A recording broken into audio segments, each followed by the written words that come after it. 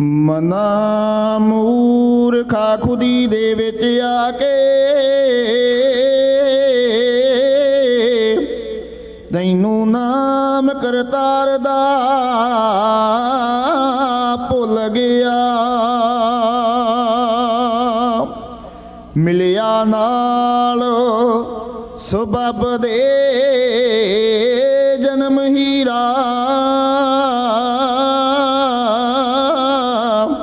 ਪਾਈ ਸਾਰਨ ਖਾਕ ਵਿੱਚ ਰੁੱਲ ਗਿਆ। ਮਿਲਿਆ ਅੰਮ੍ਰਿਤ ਪਿਆਲੜਾ ਪੀਵਣੇ ਨੂੰ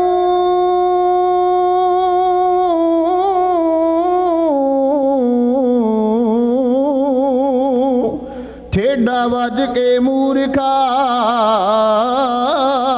ਡੁੱਲ ਗਿਆ। ਪਾਣੀ ਨਾਮ ਦੇ ਬਾਜ ਪਿਆਰਿਆ ਵੇ ਬੂਟਾ ਤੇਰੇ ਨਸੀਬਾਂ ਦਾ ਹੁੱਲ ਗਿਆ। ਬੂਟਾ ਤੇਰੇ ਨਸੀਬਾਂ ਦਾ ਹੁੱਲ ਗਿਆ।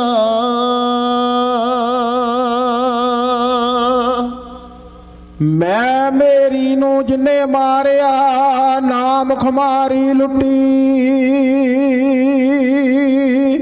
ਸਤਿਗੁਰ ਨਾਲੋਂ ਤਾਰਿਓ ਨਾ ਦੀ ਸੂਲੀ ਤੇ ਨਾ ਟੁੱਟੀ। ਜਿੰਨਾ ਨਿਉ ਗੁਰਾਂ ਨਾਲ ਲਾਏ ਬਿਨ ਪੀਤੀ ਤੋਂ ਖੀਵੇ ਨਾਨਕ ਦੇ ਕਰ ਅੰਮ੍ਰਿਤ ਬਰਸੇ ਕੋਈ ਵਿਰਲਾ ਗੁਰਮੁਖ ਪੀਵੇ। ਆ ਗਿਆ ਦਰ ਤੇਰੇ ਲਾਜ ਰੱਖ ਲੈ ਗਰੀਬ ਦੀ ਤੇਰੇ ਹੱਥ ਡੋਰੀ ਦਾਤਾ ਸਾਡੇ ਨਸੀਬ ਦੀ। ਸ਼ਾਇਰੀ ਦੇ ਨਾਲ ਪ੍ਰੀਤੀ ਹੁੰਦੀ ਅੰਦੀਬ ਦੀ ਸਾਡੀਆਂ ਆਸਾਂ ਨੂੰ ਫਲ ਲਾਈ। ਸ਼ਾਇਰਾਂ ਨੇ ਤਕੀਆਂ ਓਟਾਂ ਸਤਿਗੁਰ ਜੀ ਤੇਰੀਆਂ ਕਵਿਤਾ ਦਾ ਖੈਰ ਝੋਲੀ ਪਾਈ। ਸ਼ਹਿਨਸ਼ਾਹ ਸਾਡੀਆਂ ਆਸਾਂ ਨੂੰ ਫਲ ਲਾਈ। ਕਾਗਜ਼ ਦੀ ਹਿੱਕ ਤੇ ਲਿਖੀਏ ਨਗਮੇ ਉਪਕਾਰ ਦੇ ਗਾਉਂਦੀ ਰਹੇ ਜੀਵ ਤਰਾਨੇ ਤੇਰੇ ਹੀ ਪਿਆਰ ਦੇ। ਡੁੱਬਦੀ ਭਵ ਸਾਗਰ ਬੇੜੀ ਜੀਵਨ ਦੀ ਤਾਰ ਦੇ ਘਾਟਾ ਤੇਰੇ ਦਰ ਤੇ ਨਾ ਕੋਈ। ਲੱਗੀਆਂ ਨੇ ਬਜਾਣ ਪਰੀਤਾ ਉਮਰਾਂ ਤੱਕ ਪ੍ਰੀਤਮਾ ਮੰਨ ਲੈ ਅਸਾਂ ਦੀ ਅਰਜ਼ੋਈ। ਦਾਤਿਆ ਘਾਟਾ ਤੇਰੇ ਦਰ ਤੇ ਨਾ ਕੋਈ। ਤੇਰੇ ਲਾਜ ਰੱਖ ਲੈ ਗਰੀਬ ਦੀ ਤੇਰੇ ਹੱਥ ਡੋਰੀ ਦਾਤਾ ਸਾਡੇ ਨਸੀਬ ਦੀ। ਸ਼ਾਇਰੀ ਦੇ ਨਾਲ ਪ੍ਰੀਤੀ ਹੁੰਦੀ ਆਂਦੀਬ ਦੀ ਸਾਡੀਆਂ ਆਸਾਂ ਨੂੰ ਫਲ ਲਾਈ। ਸ਼ਾਇਰਾਂ ਨੇ ਤਕੀਆਂ ਓਟਾਂ ਸਤਿਗੁਰ ਜੀ ਤੇਰੀਆਂ ਕਵਿਤਾ ਦਾ ਖੈਰ ਝੋਲੀ ਪਾਈ। ਸ਼ਹਿਨਸ਼ਾਹ ਸਾਡੀਆਂ ਆਸਾਂ ਨੂੰ ਫਲ ਲਾਈ। ਕਾਗਜ਼ ਦੀ ਹਿੱਕ ਤੇ ਲਿਖੀਏ ਨਗਮੇ ਉਪਕਾਰ ਦੇ ਗਾਉਂਦੀ ਰਹੇ ਜੀਵ ਤਰਾਨੇ ਤੇਰੇ ਹੀ ਪਿਆਰ ਦੇ। ਡੁੱਬਦੀ ਭਵ ਸਾਗਰ ਬੇੜੀ ਜੀਵਨ ਦੀ ਤਾਰ ਦੇ ਘਾਟਾ ਤੇਰੇ ਦਰ ਤੇ ਨਾ ਕੋਈ। ਲੱਗੀਆਂ ਨੇ ਬਜਾਣ ਪਰੀਤਾ ਉਮਰਾਂ ਤੱਕ ਪ੍ਰੀਤਮਾ ਮੰਨ ਲੈ ਅਸਾਂ ਦੀ ਅਰਜ਼ੋਈ। ਦਾਤਿਆ ਘਾਟਾ ਤੇਰੇ ਦਰ ਤੇ ਨਾ ਕੋਈ। ਪਾਇਆ ਪਰਦਾ ਅਕਲਾਂ ਤੇ ਪਾਇਆ ਪਰਦਾ ਵਿਸ਼ਿਆਂ ਵਕਾਰਾਂ ਨੇ ਨੇਕੀ ਦਾ ਰਸਤਾ ਖੁੰਝਿਆ ਕਰਮਾਂ ਜਗਾਂ ਦੀਆਂ ਹਾਰਾਂ ਨੇ ਹੁਣ ਤਾਂ ਬਸ ਤੇਰੇ ਦਰ ਤੇ ਇਹੋ ਪੁਕਾਰਾਂ ਨੇ ਨਰਕਾਂ ਦੀ ਅੱਗ ਤੋਂ ਬਚਾਈ ਸ਼ੇਰਾਂ ਨੇ ਤਕੀਆਂ ਓਟਾਂ ਸਤਿਗੁਰ ਜੀ ਤੇਰੀਆਂ ਕਵਿਤਾ ਦਾ ਖੈਰ ਝੋਲੀ ਪਾਈ ਸ਼ਹਿਨਸ਼ਾਹ ਸਾਡੀਆਂ ਆਸਾਂ ਨੂੰ ਵਲ ਲਈ ਸ੍ਰਿਸ਼ਟੀ ਦੇ ਜਰੇ ਜਰੇ ਵਿੱਚ ਤੇਰਾ ਹੀ ਵਾਸ ਹੈ ਸੂਰਜ ਚੰਨ ਤਾਰਿਆਂ ਅੰਦਰ ਤੇਰਾ ਪ੍ਰਕਾਸ਼ ਹੈ ਰਹਿਮਤ ਨਾਲ ਭਰੇ ਖਜ਼ਾਨੇ ਦੁਖੀਆਂ ਨੂੰ ਆਸ ਹੈ ਮਿਲਦੀ ਨ ਥਾਵਿਆਂ ਨੂੰ ਢੋਈ ਲੱਗੀਆਂ ਨੇ ਬਜਾਣ ਪਰੀਤਾ ਉਮਰਾਂ ਤੱਕ ਪ੍ਰੀਤਮਾ ਮੰਨ ਲੈ ਅਸਾਂ ਦੀ ਅਰਜ਼ੋਈ ਦਾਤਿਆ ਘਾਟਾ ਤੇਰੇ ਦਰ ਤੇ ਨਾ ਕੋਈ ਅੰਤ ਕਿਸੇ ਨੇ ਤੇਰੀਆਂ ਚੋਜਾਂ ਦਾ ਮਰ ਗਏ ਕਈ ਵਿੱਚ ਪਲਾੜਾਂ ਲੱਭਦੇ ਰਾਹ ਖੋਜਾਂ ਦਾ ਪਲ ਦੇ ਵਿੱਚ ਮਾਣ ਗਵਾ ਦੇ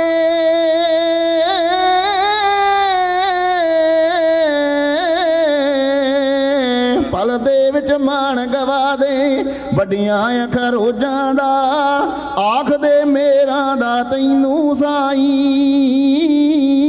ਸ਼ੇਰਾਂ ਨੇ ਤਕੀਆਂ ਓਟਾਂ ਸਤਿਗੁਰ ਜੀ ਤੇਰੀਆਂ ਕਵਿਤਾ ਦਾ ਖੈਰ ਝੋਲੀ ਪਾਈ ਸ਼ਹਿਨਸ਼ਾਹ ਸਾਡੀਆਂ ਆਸਾਂ ਨੂੰ ਵਲ ਲਾਈ ਕਮੀਆਂ ਦੀਆਂ ਰਾਤਾਂ ਕਿਧਰੇ ਹੜ ਚਾਵਾਂ ਦੇ ਪੱਥਰਾਂ ਦੀ ਹਿੱਕ ਚੋਂ ਕੱਢਦਾ ਸੋਮੇ ਦਰਿਆਵਾਂ ਦੇ ਵਰਦੀ ਬਰਸਾਤ ਤੇ ਜੋ ਬਨਾ ਖਿੜਦੇ ਸੰਗ ਚਾਵਾਂ ਦੇ ਮੈਂ ਕਦੀ ਫੁੱਲਾਂ 'ਚ ਖੁਸ਼ਬੋਈ ਲੱਗੀਆਂ ਨੇ ਬਜਾਣ ਪਰੀਤਾ ਉਮਰਾਂ ਤੱਕ ਪ੍ਰੀਤਮਾ ਮੰਨ ਲੈ ਅਸਾਂ ਦੀ ਅਰਜ਼ੋਈ ਦਾਤਿਆ ਘਾਟਾ ਤੇਰੇ ਦਰ ਤੇ ਨਾ ਕੋਈ ਜਨਮ ਮਨੁੱਖਾ ਹੀਰੇ ਜਿਹਾ ਜਨਮ ਮਨੁੱਖਾ ਕੌਡਾਂ ਸੰਗ ਤੁਲ ਗਿਆ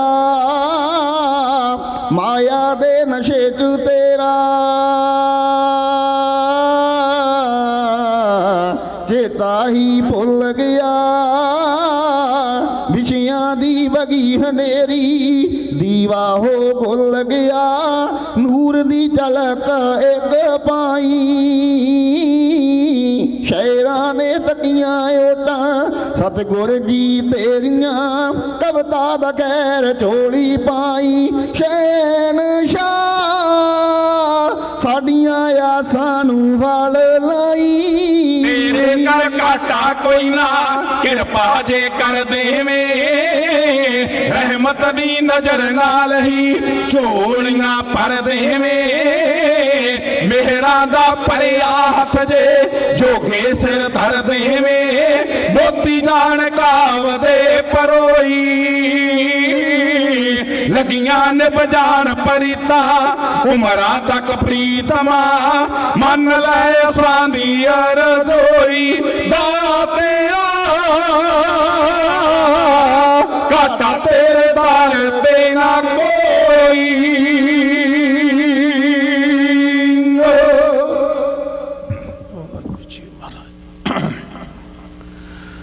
ਪਰਮ ਸਤਿਕਾਰਯੋਗ ਖਾਲਸਾ ਜੀ 1984 ਦੇ ਸ਼ਹੀਦਾਂ ਦੀ ਯਾਦ ਨੂੰ ਸਮਰਪਿਤ ਚੱਲ ਰਹੀ ਪ੍ਰੋਗਰਾਮਾਂ ਦੀ ਲੜੀ ਦੇ ਅਧੀਨ ਸਾਹਿਬ ਸ੍ਰੀ ਗੁਰੂ ਗ੍ਰੰਥ ਸਾਹਿਬ ਮਹਾਰਾਜ ਜੀ ਦੀ ਛਤਰ ਛਾਇਆ ਹੇਠ ਸਜ ਰਹੇ ਦੀਵਾਨ ਵਿੱਚ ਗੁਰਦੁਆਰਾ ਦਸ਼ਮੇਸ਼ ਦਰਬਾਰ ਇਸ ਪਾਵਨ ਪਵਿੱਤਰ ਸਰਜ਼ਮੀਨ ਤੇ ਬੜੇ ਅਦਬ ਸਤਿਕਾਰ ਨਾਲ ਅੱਜ ਵੀ ਤੁਸੀਂ ਜੁੜ ਕੇ ਬੈਠੇ ਹੋ ਔਰ ਚੈਨਲ ਪੰਜਾਬੀ ਦੇ ਮਾਧਿਅਮ ਰਾਹੀਂ ਦੂਰ ਦਰੇਡੇ ਆਪਣੇ ਘਰਾਂ ਵਿੱਚ ਬਹਿ ਕੇ ਕੰਮਕਾਰ ਕਰਦਿਆਂ ਆਪਣੀ ਸੁਰਤ ਨਾਲ ਇਸ ਪ੍ਰੋਗਰਾਮ ਦਾ ਲਾਹਾ ਲੈ ਰਹੇ ਹੋ। आओ गुरदेव पातशाह महाराज सबना दी हाजरी अपने चरणों विच लाउण और दरों घरों सरबत जीआं दा भला करन और चढ़दी कला बख्शिश करन। आओ सब तो पहला फतेह बुलाइए, फिर इतिहास का प्रकरण आरंभ करते हाँ। जितने भी माई भाई बैठे हो अपनी अंतर आत्मा तो सतगुरां दीयां खुशियां प्राप्त करते हुए मखार बिंद तो जपो जी वाहिगुरू जी का खालसा वाहिगुरू जी की फतेह। साडे तो पहला सिख जगत के महान विद्वान ज्ञानी दिलबाग सिंह जी दिल्ली वाले गुरु के शब्द की कथा कर रहे सन, क्योंकि अपने सिख धर्म के अंदर 4 वड्डे साधन ने फलसफे के प्रचार करने वास्ते। पहला है रब्बी बाणी का कीर्तन, रागां की बंदिश अधीन सरीले कंठ राही रागी सिंह जद गुरु का शब्द गाउंदे ने तो इंज लग रहा होंदा जिवें अरशां तो अमृत रूपी बारिश वर रही होवे और साडी आत्मा उहदे विच इशनान कर रही हो। और शब्द की व्याख्या कि शब्द का की भाव है, इनू बाद लील सिद्ध करन दा जिहड़ा खेतर है यह है कथा व्याख्या। और ये दौरान उन्होंने इतिहास दी भी कुछ चीज़ां साडे सामने रखियां ने, जिवें बड़ी प्यारी गल कही कि गुरु कलगीधर पातशाह महाराज जी ने अपनी कौम नूं जिथे रूहानीयत पक्ष तो बलवान करने वास्ते नाम की बख्शिश की, बाणी की बख्शिश नाल जोड़िया, उत्थे शरीरक रूप में बलवान करने उत्ते भी जोर दिता। और जंगलों के अंदर सब तो वड्डा जिहड़ा रुतबा है वो शेर नूं हासिल है। इनू दलेरी का प्रतीक मन्निया जाता है। विद्वान कहते भी 21 झोटियां जिन्ना जोर होंदा उहदी हिक विच।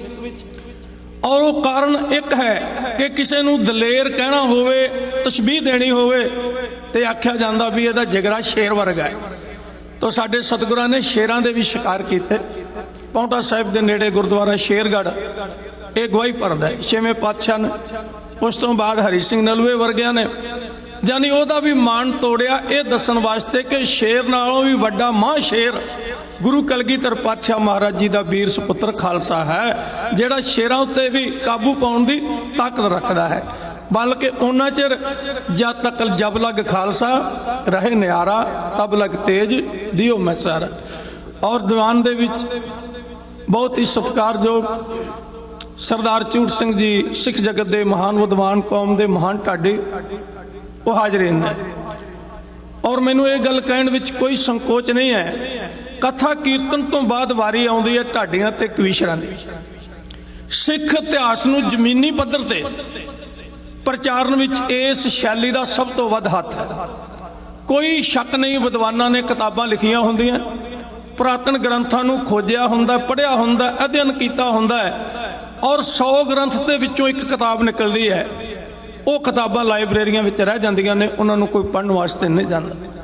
जे हल वाउंदे हालियां तक, मੱਝਾਂ चारदे पालियां तक, ट्रक चलाउंदे ड्राइवरां तक और दुध ढड़कदियां सवाणियां तक सिख इतिहास पहुँच गया। तो वो ढाडियां कवीशरां दी शैली और इहदी बदौलत है, क्योंकि इन्हां इतिहास नूं गा के लोकां दी जिंदगी का हिस्सा बना दिता। लाइब्रेरी में आप किन्ना कुछ पढ़ते हैं, इत्थे वेख लो हर गुरुद्वारे लाइब्रेरी है। आप आने असी झुका के लंगर छकते हैं, चले जाने हैं। मैनू ख्याल है बहुतियां नूं सानू ये भी नहीं पता होना भी दशमेश दरबार लाइब्रेरी किहड़े कमरे में।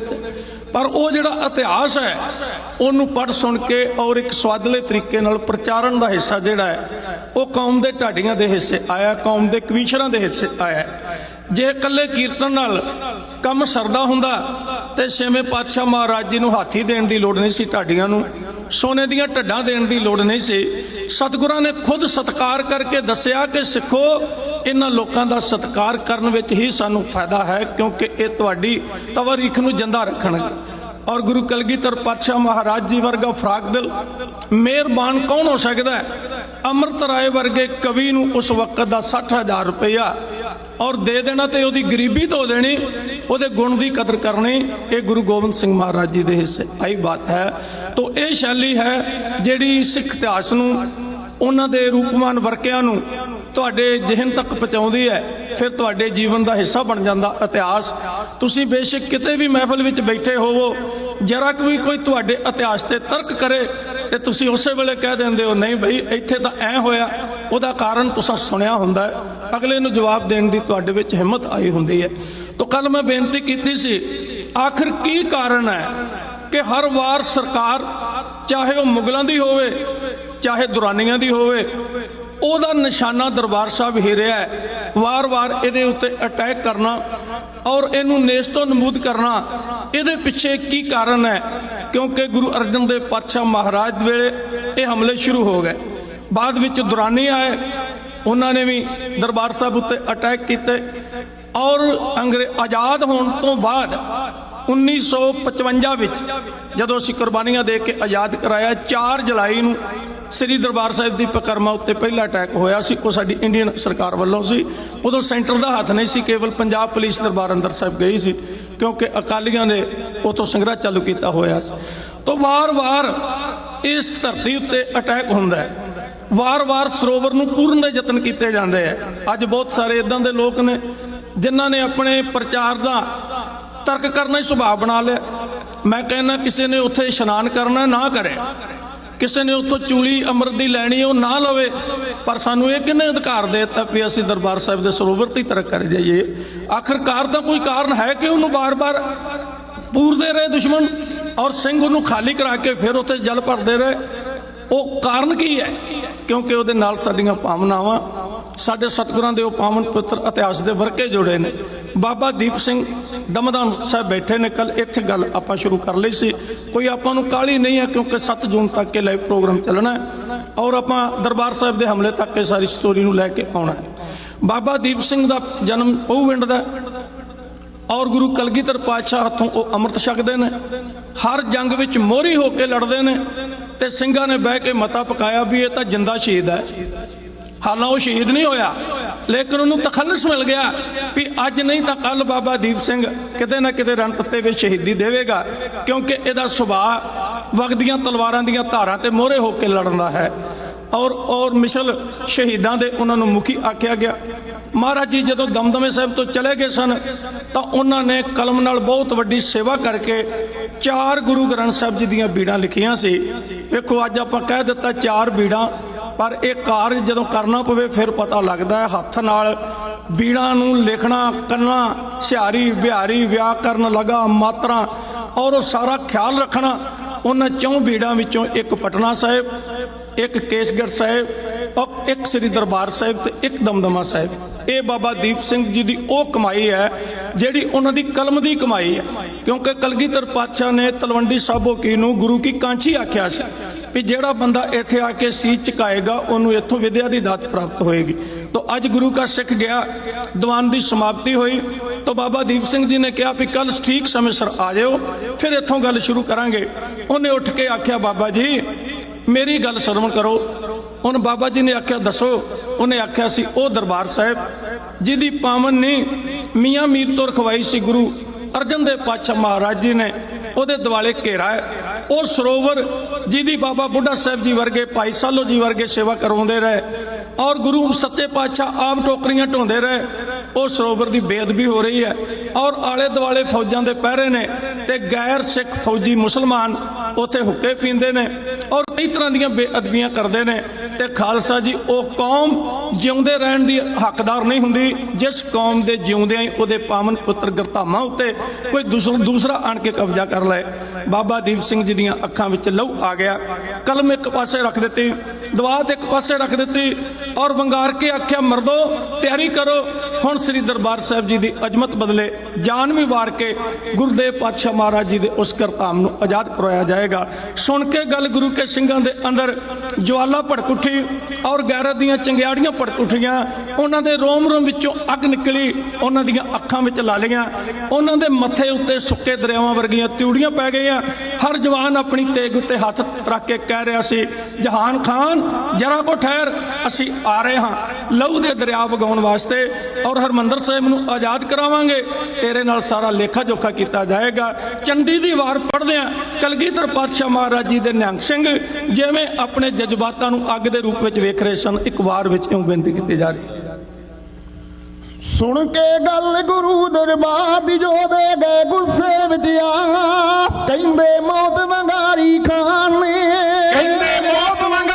ਖਾਨ ਨੇ ਸਾਡੀ ਹੱਥ ਇੱਜ਼ਤ ਨੂੰ ਪਾ ਜਾਪੇ ਕਾਲਿਓ ਦੇ ਸਿਰ ਕੂਕਦਾ ਗੱਲ ਗੁਰੂ ਦਰਬਾਰ ਦੀ ਜੋ ਦੇ ਗਏ ਗੁੱਸੇ ਵਿੱਚ ਆ ਕਹਿੰਦੇ ਮੌਤ ਵੰਗਾਰੀ ਖਾਨ ਨੇ ਕਹਿੰਦੇ ਮੌਤ ਵੰਗਾਰੀ ਖਾਨ ਨੇ ਸਾਡੀ ਹੱਥ ਇੱਜ਼ਤ ਨੂੰ ਪਾ ਜਾਪੇ ਮਾਲਿਓ ਦੇ ਸਿਰ ਕੂਕਦਾ ਕਾਲੀ ਉਹਦੇ ਸਿਰ ਕੂਕ ਦਾ ਡੇਰੇ ਲੈ ਹਰ ਮੰਦਰ ਲਾ ਘੇਰੇ ਵਿੱਚ ਸ਼ਿਕਾਰੀ ਆ ਗਿਆ ਘੇਰੇ ਵਿੱਚ ਸ਼ਿਕਾਰੀ ਆ ਗਿਆ ਸੁੱਤੇ ਝੱਲੀ ਸ਼ੇਰ ਜਗਾ ਅਸੀਂ ਪੁੱਤ ਗੁਰੂ ਦਸ਼ਮੇਸ਼ ਦੇ ਅਸੀਂ ਪੁੱਤ ਗੁਰੂ ਦਸ਼ਮੇਸ਼ ਦੇ ਸਾਡੇ ਹਿਰਦੇ ਮਰਨ ਦਾ ਚਾ ਅਸੀਂ ਜਨਮ ਲਿਆ ਤਲਵਾਰ ਚੋਂ ਅਸੀਂ ਜਨਮ ਲਿਆ ਤਲਵਾਰ ਤੋਂ ਪਹਿਲਾਂ ਸਿਰ ਦੀ ਪੇਟ ਚੜਾ ਕਿਵੇਂ ਨਾਲ ਰੱਖਦੇ ਜੀਵਨ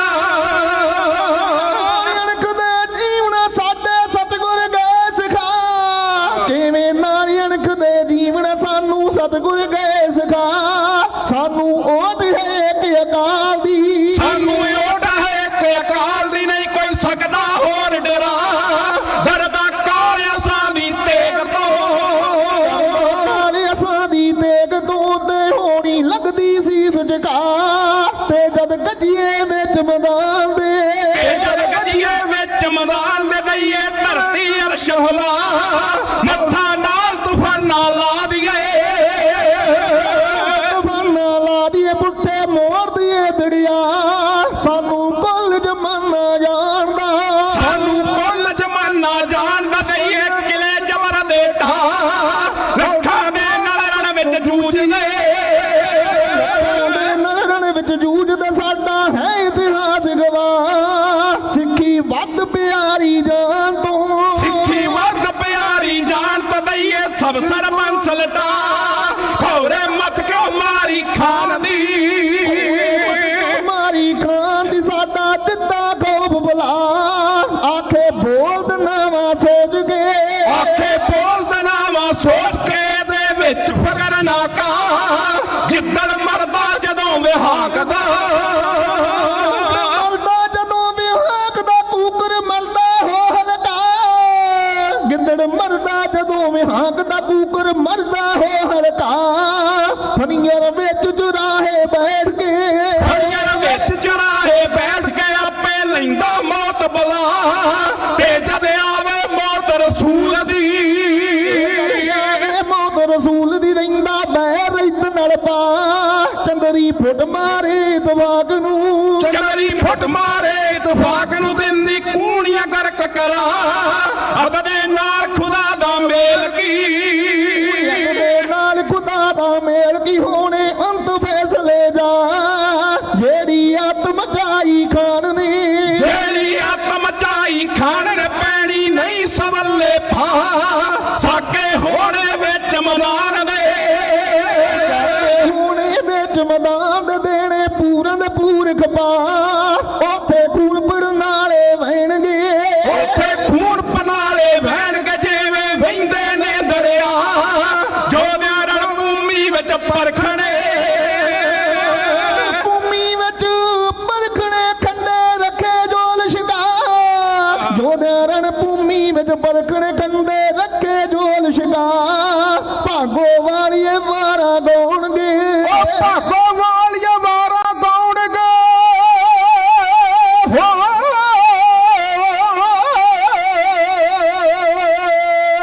ਭਾਗੋ ਵਾਲੀਏ ਵਾਰਾ ਗਾਉਣਗੇ ਭਰਿਆ ਵਿੱਚ ਦੀਵਾਨਾ ਜਾ ਸਭ ਸੰਗਤ ਕਹਿ ਦਿਓ ਵਾਹਿਗੁਰੂ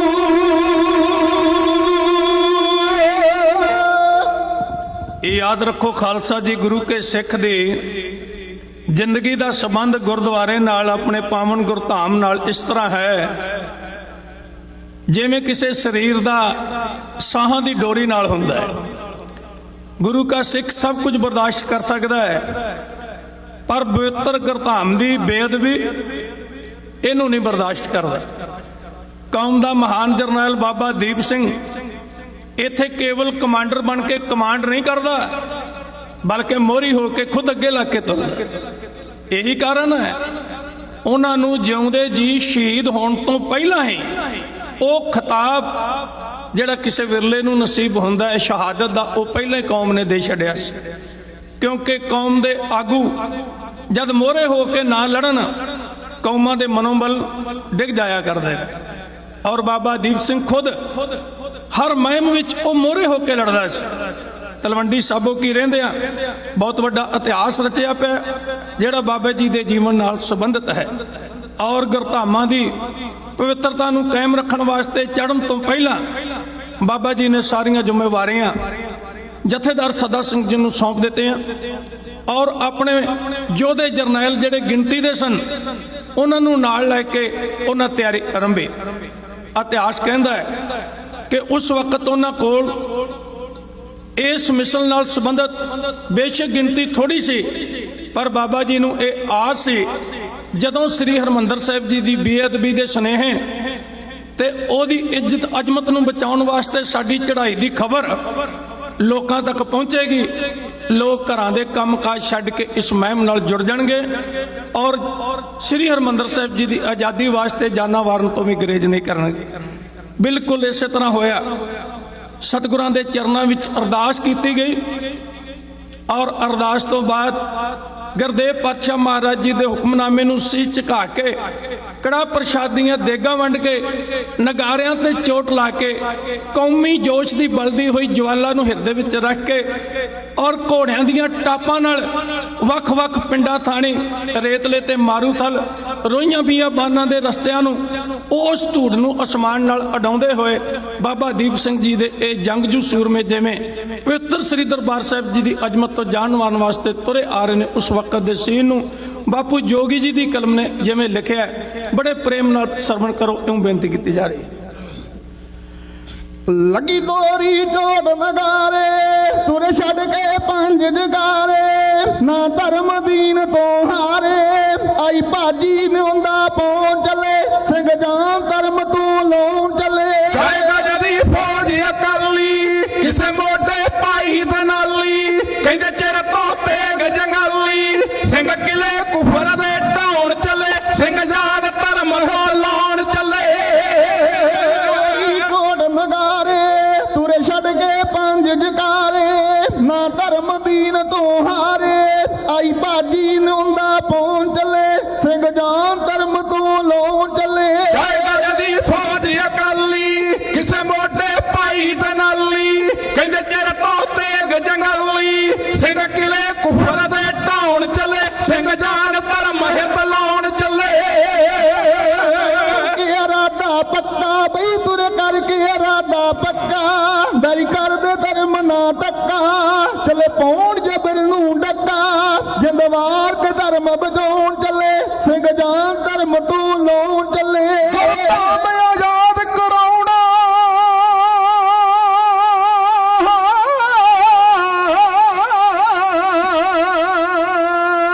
ਗੁਰਧਾਮ ਆਜ਼ਾਦ ਕਰਾਉਣਾ ਨਹੀਂ ਜਗ ਤੇ ਮੁੜ ਕੇ ਆਉਣਾ ਹੱਸ ਕੇ ਜਿਸਮ ਲਟਾਉਣਾ ਸਿੱਖੀ ਦੀ ਸ਼ਾਨ ਚਮਕਾਉਣ ਚੱਲੇ ਸਿੰਘ ਜਾਨ ਧਰਮ ਹਿਤ ਲਾਉਣ ਚੱਲੇ ਪਰਵਾਨੇ ਜੁੜ ਕੇ ਤੁਰ ਪਏ ਪਰਵਾਨੇ ਜੁੜ ਕੇ ਨਹੀਂ ਤੱਕਣਾ ਪਛਾਣ ਨੂੰ ਮੁੜ ਕੇ ਸਿੱਖ ਜ ਬਚ ਨਹੀਂ ਸਕਦਾ ਤੁਰ ਕੇ ਸਤਿਗੁਰ ਦੇ ਦਰ ਤੇ ਪਹੁੰਚ ਚੱਲੇ ਸਿੰਘ ਜਾਨ ਧਰਮ ਤੋਂ ਲਾਉਣ ਚੱਲੇ ਸਭ ਤੁਰ ਪਏ ਵਤਨ ਪਜਾਰੀ ਮਰ ਮਿਟਣਾ ਗਲ ਵਿੱਚ ਧਾਰੀ ਜੋ ਚਮੈਨ ਚੋਗ ਖਲਾਰੀ ਮੱਜੀ ਜਬਰੀ ਸ਼ਮਾ ਬਜਾਉਣ ਚੱਲੇ ਸਿੰਘ ਜਾਨ ਧਰਮ ਹਿਤ ਲਾਉਣ ਚੱਲੇ ਸੁਣ ਪਈਆਂ ਸਿੰਘ ਤੁਰ ਪੈ ਕਰਕੇ ਤਾਈਆਂ ਹੱਥੀ ਤੇ ਗਾ ਖੂਨ ਤਿਹਾਈਆਂ ਹੋਣੀ ਨਾਲ ਹਾਰ ਬਜਾਉਣ ਚੱਲੇ ਸਿੰਘ ਜਾਨ ਧਰਮ ਤੋਂ ਲਾਉਣ ਚੱਲੇ ਨੱਚ ਨੱਚ ਕੇ ਆਖਣ ਘੋੜੇ ਫੁੱਲ ਦੀ ਜਾਣਗੇ ਤੋੜੇ ਦੁੰਗੇ ਗਾਜੀ ਜਾਨ ਮਰੋੜੇ ਬਾਪੀ ਦਾ ਨਾਮ ਮਟਾਉਣ ਚੱਲੇ ਸਿੰਘ ਜਾਨ ਧਰਮ ਹਿਤ ਲਾਉਣ ਚੱਲੇ ਜਿਸਮਾਂ ਦੇ ਸ਼ੂਕਣ ਜਮਨੇ ਜਿਸਮਾਂ ਦੇ ਸ਼ੂਕਣ ਸਾਨੂੰ ਚੜ ਪਿਆ ਲੰਕਾ ਫੂਕਣ ਚੜ ਦੰਦੀਆਂ ਕਮਾਨਾਂ ਹੂਕਣ ਪੀਰਾਂ ਨਾਲ ਲੇਖ ਲਿਖਾਉਣ ਚੱਲੇ ਸਿੰਘ ਜਾਨ ਧਰਮ ਤੋਂ ਲਾਉਣ ਚੱਲੇ ਸਾਬਾ ਮਾਲਵਾ ਅਤੇ ਦੁਆਬਾ ਲਾ ਤੁਰਿਆ ਬੁੱਢੜਾ ਬਾਬਾ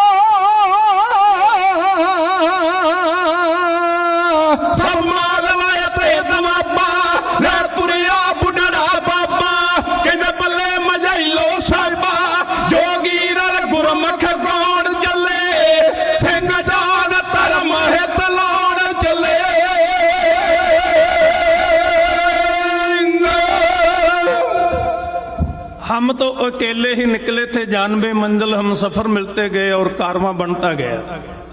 जद भी कोई मर्द धर्म का पंचम हथ विच लै के धर्म की शान नूं बचाउण वास्ते रण खेतर विच नितरदा है ते कौम उहदा साथ दिंदी आई है संत जरनैल सिंह खालसा पिंडरां वालियां तक। और क्योंकि सच्चाई कौम की जिंदगी का हिस्सा रही है ते इस कर्म नूं भी धर्म का कर्म जान के कि गुरुद्वारियां विचों सानूं जीवन मिलदा है ते जे गुरुद्वारियां दी पवित्रता कायम ना रही तो साडे जीवन दे जीवन का कोई मकसद बाकी नहीं रहेगा। और खालसा पंथ तुरिया बहुत सारा पैंडा मालवे विच दी कीता, क्योंकि इतिहास कहता उन्होंने जिहड़ा सतलुज नूं पार करन दा वसीला पत्तन चुनिया वो फिरोजपुर वाला सी। इसका भाव है तलवंडी साबो की तो लगभग 250 किलोमीटर का पंध तय करके वो माझे की धरती तक आए और उस वक्त तक उन्होंने काफले का हिस्सा वड्डी गिनती विच एक वड्डी गिनती के नाल टच होके एक वड्डे कारवां का रूप धारण कर गया सी। याद रखो इस तो ये भाव नहीं है कि इस तो पहला इस इलाके वालियां ने कोई महम सर ने की, क्योंकि ये तो 57 की गल 1757 की गल और पंजाब के इस हिस्से उत्ते तो रोजाना ही हमले होंदे सी और रोजाना ही तलवारां कट के पंजाबियों नूं उन्हां हमलावरां नाल लड़ना पैंदा सी। घर घाट उजाड़ के रख जाते सी, फिर उन्होंने नाल टकरा करने वास्ते और लगभग उदों बहुती वसों जिहड़ी वो तैयार बर तैयार होंदी सी। जदों भी किते कोई इस तरह की महम पैंदी सी उस वेले वो उठ के ते उस लहर का हिस्सा बन जाते सी। कल ज्ञानी चूड़ सिंह जी ने एक टैलीफोन पर बड़ी वधिया गल कही कि उस वक्त उन्होंने जज्बे चों जिहड़ी गल लभदी सी वो ये सी कि साडा जीवन गुरु नूं समर्पित है ते शहादत मिल जाए गुरु दे प्यार दी खातर ते साडा फर्ज पूरा हो जाएगा। जानी वो एक चाह अधीन एक जज्बे अधीन अपने जीवन नूं गुरु तो निछावर करना अपनी जिंदगी का एक फर्ज समझ के उत्साह दे नाल जाना वारदे सी। जीवन की पकड़ उन्हां दे दिल उत्ते नहीं सी हुंदी, उस वक्त हुंदा सी कि अपनी कौम की अजमत बच जाए, अपने पंथ की शान जिंदा रहे। तो अज पूरे वर्ल्ड विच जे सिक्खी की शान कायम है तो ये उन्हां योद्धियां दे करके जिन्हां ने औखी विपता वेले विच उसनूं कायम रखण दा यतन कीता। सरदार जगतार सिंह जी संधू साहब, वीर बिल्लू जी सारे मन कर गए ने, मैं धन्नवादी हाँ। और खुशी की गल है इस चैनल पंजाबी राही दूर तक सुन रहे हो। कल मनी टोबा इधर कोई स्टेट है तुहाडी, उत्थों सरदार हरबंस सिंह जी बराड़ का मैनूं फोन आया, इत्थे बुद्ध सिंह वाले का कोई वीर सेवा करता है, वो तो मेरा उन्होंने नंबर लिया। वो कहते असीं रोजाना दशमेश दरबार तो लए प्रोग्राम को श्रवण करते हैं। वो 3-4 साल गुरुद्वारा साहब जी के प्रेजिडेंट भी रहे हैं और उन्होंने धामी साहब जी का जिक्र किया, संधू साहब जी का जिक्र किया, सन 99 के नगर कीर्तन का जिक्र किया कि किवें कनेडा दे विच असीं अपनी विलक्षण पछाण नूं बनाई रखण वास्ते अपनी आने वाली पीढ़ियां नूं सभ्याचार नाल धर्म नाल जोड़न वास्ते उपराले करते रहने हैं कि वो गल ना होवे रोटी रोजी लई आया साडा ये सारा खानदान हौली हौली इधर दे सभ्याचार दे विच वो अपने आप नूं होद मटा के ते गवा के बह जाए। सो अपनी होंद नूं कायम रखण वास्ते यतन करते रहने हैं। तो इस तो पता लगता है इस स्टेज का कितना बड़ा प्रभाव है और कितों तक सुनिया जा रहा। आओ तरन तारण की धरती उत्ते चलिए। इत्थे बाबा दीप सिंह जी ने अपना दल पंथ जिहड़ा वो मकाम बना लिया। इत्थे माझा भी आ गया, माझे दे 6-6 फुट जवान, गज गज चौड़ियां छातियां ते वेलणे दी गाठी वर्गे उन्हां दे डौले और मावां दे मक्खणां नाल पाले होए पुੱਤ इदां तुरे आउण जिवें किसी किले दे बुरज तुरे आउंदे। किसी दे हत्थ विच नागणी, किसी कोल नेजा, किसी कोल खुंडी तलवार, किसी कोल डांग, किसी कोल छवि, जो किसी दे हत्थ विच आया, किसी कोल बंदूक। उन्हां आख्या बाबा दीप सिंह वर्गा जरनैल होवे ते हरमंदर साहिब दी अजमत दा मामला होवे ते फिर होर की चाहीदा। तरन तारण की धरती उत्ते बोले सो निहाल दे जकारिया ने एक बारी आसमान की हिक पाड़ के रख दी। और इतिहास कहता गुरु के सिख का विश्वास है बिना अरदास जो काज सधावे गोबिंद सिंह वो सिख नहीं पावे। अरदास करके हर कारज करे। और ये इतिहास कहता है कि तरन तारण के सरोवर विचों इशनान किया मर्दां ने। बाबा दीप सिंह ने आख्या है गुरु अर्जन देव पातशाह महाराज पता नहीं उस सरोवर विच स्नान करने का समा बनना कि नहीं बनना, पर इत्थे अपनी श्रद्धा भावना पूरी कर लईए। फिर गुरु ग्रंथ साहब महाराज जी के चरणों विच बाबा दीप सिंह जी खलो गए। उस वक्त उन्होंने चेहरे की लाली चढ़ते सूरज वर्गी सी ਉਹਨਾਂ ਦੀ ਅੱਖ ਦੀ ਇੱਕ ਇੱਕ ਤਾਰ ਊਸ਼ਾ ਕਿਰਨ ਵਰਗੀ ਸੀ ਔਰ ਉਹਨਾਂ ਦੇ ਹੱਥਾਂ ਜੁੜੇ ਹੋਏ ਹੱਥਾਂ ਵਿੱਚੋਂ ਨਿਮਰਤਾ ਦਾ ਇੱਕ ਵਗਦਾ ਦਰਿਆ ਦਿਸ ਰਿਹਾ ਸੀ। ਜਿਹੜੀ ਉਹਨਾਂ ਬੇਨਤੀ ਕੀਤੀ ਹੈ ਸ਼ਹੀਦਾਂ ਦੇ ਸਰਤਾਜ ਗੁਰੂ ਅਰਜਨ ਦੇਵ ਸੱਚੇ ਪਾਤਸ਼ਾਹ ਮਹਾਰਾਜ, ਤੁਸੀਂ ਸਰਬ ਸਾਂਝੀਵਾਲਤਾ ਮਨੁੱਖਤਾ ਦਾ ਕੇਂਦਰ ਬਣਾ ਕੇ ਗਏ ਸ੍ਰੀ ਦਰਬਾਰ ਸਾਹਿਬ, ਅੱਜ ਉਹਦੀ ਅਜ਼ਮਤ ਨੂੰ ਖਤਰਾ ਹੈ। ਤੁਹਾਡੀ ਕਿਰਪਾ ਸਦਕਾ ਗੁਰੂ ਕਾ ਦਲ ਪੰਥ ਖਾਲਸਾ ਉਸ ਪਵਿੱਤਰਤਾ ਨੂੰ ਬਹਾਲ ਕਰਨ ਵਾਸਤੇ ਜਾ ਰਿਹਾ ਹੈ। ਮੇਰੇ ਮਨ ਅੰਦਰ ਮਰਨ ਦਾ ਕੋਈ ਚਾਅ ਨਹੀਂ, ਪਰ ਤੁਹਾਡੀ ਕਿਰਪਾ ਦੇ ਆਸਰੇ ਅੱਜ ਮੈਂ ਇਹ ਬੇਨਤੀ ਕਰ ਰਿਹਾ ਕਿ हे ਸੱਚੇ ਪਾਤਸ਼ਾਹ ਮਹਾਰਾਜ, ਜਦ ਤੱਕ ਸ੍ਰੀ ਹਰਿਮੰਦਰ ਸਾਹਿਬ ਆਜ਼ਾਦ ਨਾ ਹੋਵੇ ਉਹਨਾਂ ਚਿਰ ਬਾਬਾ ਦੀਪ ਸਿੰਘ ਸ਼ਹੀਦ ਵੀ ਨਾ ਹੋਵੇ। ਆਖੋ ਸਤਨਾਮ। ਔਰ ਹਰਿਮੰਦਰ ਸਾਹਿਬ ਨੂੰ ਆਜ਼ਾਦ ਕਰਵਾ ਕੇ ਸ਼ਹੀਦ ਹੋਵਾਂ। ਐਡੀ ਜਜ਼ਬੇ ਵਾਲੀ ਅਰਦਾਸ, ਇੰਨਾ ਵਿਸ਼ਵਾਸ, ਇੰਨਾ ਜਜ਼ਬਾ। ਅਰਦਾਸ ਕਰਕੇ ਜਦ ਬਾਬਾ ਜੀ ਬਾਹਰ ਨਿਕਲੇ, ਇੱਕ ਗੈਬੀ ਆਵਾਜ਼ ਆਈ। ਉਹਨੇ ਆਖਿਆ, ਬਾਬਾ ਮੈਨੂੰ ਨਹੀਂ ਜਾਣਦਾ। ਅਰਜਨ ਭੀਮ ਯੁਧਿਸ਼ਟਰ ਸਿਕੰਦਰ ਚੰਗੇਜ਼ ਖਾਨ ਕਲੱਬ ਕੋਈ ਇਸ ਸੰਸਾਰ ਤੇ ਹੈ? ਸਭ ਰਗੜ ਦਿੱਤੇ ਨੇ ਤੇ ਤੂੰ ਕਹਿੰਦਾ ਮੈਂ ਸ਼ਹੀਦ ਨਾ ਹੋਵਾਂ, ਮੈਂ ਹੋਣੀ ਹੈ। ਬਾਬਾ ਦੀਪ ਸਿੰਘ ਨੇ ਆਖਿਆ, ਤੂੰ ਲੋਕਾਂ ਵਾਸਤੇ ਹੋਵੇਂਗੀ, ਅਸੀਂ ਮੌਤ ਦੀ ਹਿੱਕ ਤੇ ਪੈਰ ਰੱਖ ਕੇ ਅੰਮ੍ਰਿਤ ਛਕਿਆ, ਸਾਡੇ ਵਾਸਤੇ ਤੇਰੀ ਹੋਂਦ ਕੋਈ ਵੀ ਨਹੀਂ ਹੈ। ਇੱਕ ਪਾਸੇ ਹੋਣੀ, ਇੱਕ ਪਾਸੇ ਬਾਬਾ ਦੀਪ ਸਿੰਘ। ਦੋਨਾਂ ਦੇ ਸਵਾਲ ਤੇ ਜਵਾਬ ਤੇ ਜਜ਼ਬਿਆਂ ਦੀਆਂ ਲਾਟਾਂ ਵਿੱਚੋਂ ਤੁਸੀਂ ਆਪਣੇ ਯੋਧੇ ਦੇ ਉਸ ਕਰਨਾ ਮੈਨੂੰ ਤੱਕਣ ਦਾ ਯਤਨ ਕਰੋ, ਇਉਂ ਬੇਨਤੀ ਕੀਤੀ ਜਾ ਰਹੀ। ਰਾਕੇ ਸਤਗੁਰ ਤੇ ਪਰਵਾਸਾ ਕੀਤਾ ਸਿੰਘ ਜਦੋਂ ਅਰਦਾਸਾ, ਹੋਣੀ ਆਖੇ ਬਣੂ ਤਮਾਸ਼ਾ, ਇਹ ਪੰਨ ਨਿਬਣੇ ਤੇਰੇ ਨਹੀਂ। ਕੱਢਾਂ ਮੈਂ ਜੋਧਿਆਂ ਦੀ ਰੜਕਾਂ, ਸਿਰ ਤੇ ਬਿਜਲੀ ਬਣ ਕੇ ਕੜਕਾਂ, ਐਵੇਂ ਫਿਰੇ ਮਾਰਦਾ ਪੜਕਾਂ, ਤੂੰ ਹੱਥ ਵੇਖੇ ਮੇਰੇ ਨਹੀਂ। ਸੱਚੇ ਸਤਗੁਰ ਤਾਈ ਧਿਆ ਕੇ ਆਖਿਆ ਦੀਪ ਸਿੰਘ ਭਬਕਾ ਕੇ, ਮੱਥਾ ਨਾਲ ਤੂਫਾਨਾਂ ਲਾ ਕੇ ਜੋਧੇ ਕਦ ਘਬਰਾਉਂਦੇ ਨੇ। ਜਿਹੜੇ ਸਿੱਖ ਸਤਗੁਰ ਦੇ ਪੂਰੇ ਉਹ ਨਹੀਂ ਕਰਦੇ ਬਚਨੇ ਅਧੂਰੇ, ਕਲਗੀ ਧਰਦੇ ਜੋਧੇ ਸੂਰੇ ਸਿਰ ਨਾਲ ਬੋਲ ਪਗਾਉਂਦੇ ਨੇ। ਆਟੀ ਵੇਖ ਪਿਛੇ ਵੱਲ ਪਾ ਕੇ ਤੁਰ ਗਏ ਲੱਖਾਂ ਜੋਧੇ ਆ ਕੇ, ਤੁਰਨੇ ਖੱਪਰੀ ਮੁੱਖ ਛਪਾ ਕੇ, ਕਿਧਰੇ ਲੱਭਦੇ ਤੇਰੇ ਨਹੀਂ। ਕੱਢਾਂ ਮੈਂ ਜੋਧਿਆਂ ਦੀਆਂ ਰੜਕਾਂ, ਸਿਰ ਤੇ ਬਿਜਲੀ ਬਣ ਕੇ ਕੜਕਾਂ, ਐਵੇਂ ਫਿਰੇ ਮਾਰਦਾ ਪੜਕਾਂ, ਤੂੰ ਹੱਥ ਵੇਖੇ ਮੇਰੇ ਨਹੀਂ। ਦੁਨੀਆ ਨਾਲੋਂ ਵੱਖਰੀ ਰੀਤੀ ਸਾਡੀ ਸਤਗੁਰ ਨਾਲ ਪਰੀਤੀ, ਜਿੰਨਾ ਪਾਲ ਖੰਡੇ ਦੀ ਪੀਤੀ ਤਲੀਏ ਸੀਸ ਟਿਕਾਉਂਦੇ ਨੇ। ਜਿਹੜੇ ਸਿੱਖ ਸਤਗੁਰ ਦੇ ਪੂਰੇ ਉਹ ਨਹੀਂ ਕਰਦੇ ਬਚਨੇ ਅਧੂਰੇ, ਕਲਗੀ ਧਰਦੇ ਜੋਧੇ ਸੂਰੇ ਸਿਰ ਨਾਲ ਬੋਲ ਪਗਾਉਂਦੇ ਨੇ। ਤਪੀਏ ਪੀਰ ਪੈਗੰਬਰ,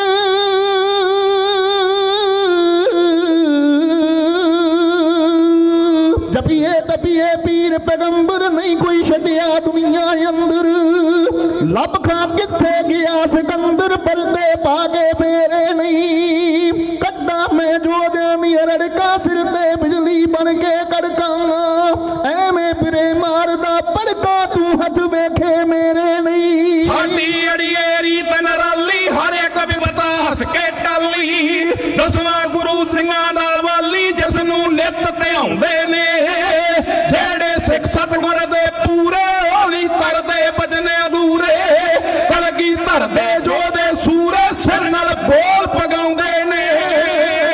ਜੋਗੇ ਕਈ ਅਰਜਨ ਬਹਿਰਾਮ, ਖਾਦੇ ਕਈ ਰਾਵਣ ਕਈ ਰਾਮ, ਛੱਡ ਕੇ ਤੁਰੇ ਸੋਨੇ ਦੇ ਧਾਮ, ਜਗ ਦੇ ਦੀਪ ਬਨੇਰੇ ਨਹੀਂ। ਕੱਢਾਂ ਮੈਂ ਜੋਧਿਆਂ ਦੀਆਂ ਰੜਕਾਂ, ਸਿਰ ਤੇ ਬਿਜਲੀ ਬਣ ਕੇ ਕੜਕਾਂ, ਐਵੇਂ ਫਿਰੇ ਮਾਰਦਾ ਪੜਕਾਂ, ਤੂੰ ਹੱਥ ਵੇਖੇ ਮੇਰੇ ਨਹੀਂ। ਮੰਨਦਾ ਨਹੀਂ ਖਾਲਸੇ ਹਾਰਾ,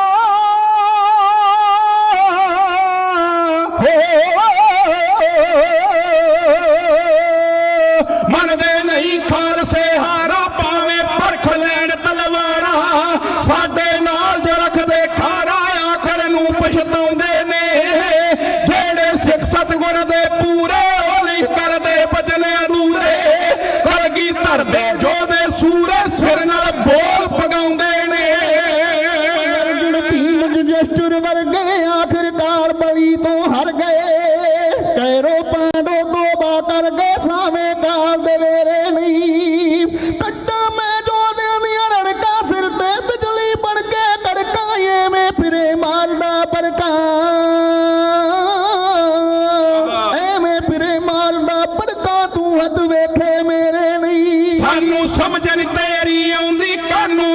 ਸਿੰਘਾਂ ਨਾਲ ਪਾਉਂਦੀ ਫਿਰਦੀ ਉਹਨਾਂ ਤਾਈਂ ਡਰਾਉਂਦੀ ਜਿਹੜੇ ਆਪ ਡਰਾਉਂਦੇ ਨੇ। ਜਿਹੜੇ ਸਿੱਖ ਸਤਿਗੁਰ ਦੇ ਪੂਰੇ ਉਹ ਨਹੀਂ ਕਰਦੇ ਬਚਨ ਅਧੂਰੇ। ਕਲਗੀਧਰ ਦੇ ਜੋੜੇ ਸੂਰੇ ਸਿਰ ਨਾਲ ਬੋਲ ਪਗਾਉਂਦੇ ਨੇ। ਸਿੰਘ ਤੇ ਮੈਂ ਹਾਂ ਹੋਣੀ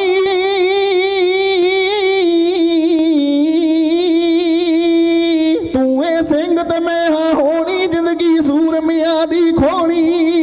ਸੱਜਰ ਵੈਰੀਆਂ ਘਰੇ ਵਿਛਾਉਣੀ ਛੋਟੇ ਜਾਣੀ ਜੇਰੇ ਨਹੀਂ। ਕੱਟਾਂ ਮੈਂ ਜੋਧਿਆਂ ਦੀਆਂ ਰੜਕਾਂ ਸਿਰ ਤੇ ਬਿਜਲੀ ਬਣ ਕੇ ਕੜਕਾਂ। ਐਵੇਂ ਫਿਰੇ ਮਾਰਦਾ ਕੜਕਾਂ ਤੂੰ ਹੱਥ ਵੇਖੇ ਮੇਰੇ ਨਹੀਂ। ਉਹ ਹੱਥੀ ਬੰਨ ਮੌਤ ਦੇ ਗਾਨੇ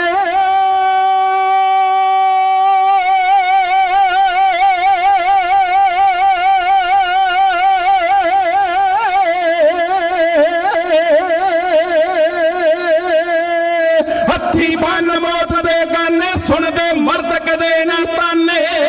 ਜੋਧਿਆਂ ਦੇ ਲਖਬੀਰ ਤਰਾਨੇ ਭਾਗੋ ਵਾਲੀਏ ਗਾਉਂਦੇ ਨੇ।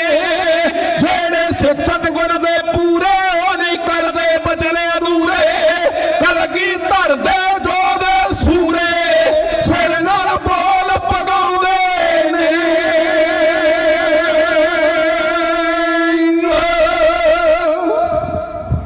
ਸਾਡੀ ਸ਼ੈਲੀ ਵਿੱਚ ਗਿਆਨੀ ਜੀ ਇਹਨੂੰ ਡਬਲ ਕਮਾਨੀ ਕਿਹਾ ਜਾਂਦਾ ਹੈ। ਤੁਸੀਂ ਤਾਂ ਵਿਦਵਾਨ ਆਦਮੀ ਹੋ। ਦਿਲਬਰ ਸਾਹਿਬ ਜੀ ਦੀਆਂ ਮੈਂ ਲਿਖੀਆਂ ਇਹ ਬੰਦਸ਼ਾਂ ਵੇਖੀਆਂ ਨੇ, ਕਿਉਂਕਿ ਪੁਰਾਣੇ ਢਾਡੀ ਪੁਰਾਣੀਆਂ ਤਰਜ਼ਾਂ ਨੂੰ ਪਹਿਲ ਦਿੰਦੇ ਸੀ। ਹੁਣ ਤਾਂ ਆਪਾਂ ਸਾਰੇ ਉਹ ਗੀਤਾਂ ਦੀਆਂ ਤਰਜ਼ਾਂ ਤੇ ਲੈ ਤੁਰੇ ਆ। ਜਾਨੀ ਜਿਹੜੀ ਰੋਟੀ ਥਾਲੀ ਵਿੱਚ ਖਾਣੀ ਉਸੇ ਥਾਲੀ ਵਿੱਚ ਛੇਕ ਕਰਨਾ ਇਹ ਸਾਡਾ ਇੱਕ ਧਰਮ ਬਣ ਗਿਆ। ਲੇਕਿਨ ਪੁਰਾਣੀਆਂ ਇਹ ਜਿੰਨੀਆਂ ਬੰਦਸ਼ਾਂ ਨੇ ਔਰ ਇਹਦੇ ਵਿੱਚ ਜੋ ਆਨੰਦ ਹੈ ਇਤਿਹਾਸ ਕਹਿਣ ਦਾ ਉਹਦਾ ਇੱਕ ਆਪਣਾ ਫਾਰਮੂਲਾ ਹੈ। ਸੋ ਇਸ ਤੋਂ ਅਗਲੀ ਕਹਾਣੀ ਬਾਬਾ ਦੀਪ ਸਿੰਘ ਜੀ ਦੀ ਸ਼ਹਾਦਤ ਤੱਕ ਉਹ ਆਪ ਜੀ ਨਾਲ ਅਗਲੇ ਦੀਵਾਨ ਵਿੱਚ ਸਾਂਝੀ ਕੀਤੀ ਜਾਏਗੀ। ਧੰਨਵਾਦ ਹੈ ਗੁਰੂ ਗ੍ਰੰਥ ਸਾਹਿਬ ਮਹਾਰਾਜ ਜੀ ਦਾ, ਸਾਰੀ ਮੈਨੇਜਮੈਂਟ ਕਮੇਟੀ ਦਾ ਔਰ ਅਤੀ ਸਤਿਕਾਰਯੋਗ ਗਿਆਨੀ ਚੂਰ ਸਿੰਘ ਜੀ ਰੋਜ਼ਾਨਾ ਹਾਜ਼ਰੀ ਭਰਦੇ ਨੇ। ਸਿੱਖ ਜਗਤ ਦੇ ਮਹਾਨ ਢਾਡੀ ਸਮਰਾਏ ਵਾਲੀਆਂ ਬੀਬੀਆਂ ਨਾਲ ਉਹ ਕੈਨੇਡਾ ਵਿੱਚ ਸੇਵਾ ਵੀ ਕਰਦੇ ਨੇ। ਔਰ ਗਿਆਨੀ ਗੁਰਚਰਨ ਸਿੰਘ ਜੀ ਇਸ ਗੁਰਦੁਆਰਾ ਸਾਹਿਬ ਜੀ ਦੇ ਮੁੱਖ ਗ੍ਰੰਥੀ, ਉਹ ਆਪ ਜੀ ਨੂੰ ਹੁਣ ਅਗਲਾ ਪ੍ਰੋਗਰਾਮ ਦੱਸਣਗੇ। ਇਤਿਹਾਸ ਕਹਿੰਦੇ ਆ ਜਿਹੜੀਆਂ ਭੁੱਲਾਂ ਹੋਈਆਂ ਉਹਨਾਂ ਦੀ ਮਾਫੀ ਸਾਡੀ ਝੋਲੀ ਵਿੱਚ ਪਾਓ, ਕਿਰਪਾ ਕਰੋ, ਫਤਿਹ ਗਜਾਓ। ਵਾਹਿਗੁਰੂ ਜੀ ਕਾ ਖਾਲਸਾ, ਵਾਹਿਗੁਰੂ ਵਾਹਿਗੁਰੂ ਜੀ ਕੀ ਫਤਿਹ।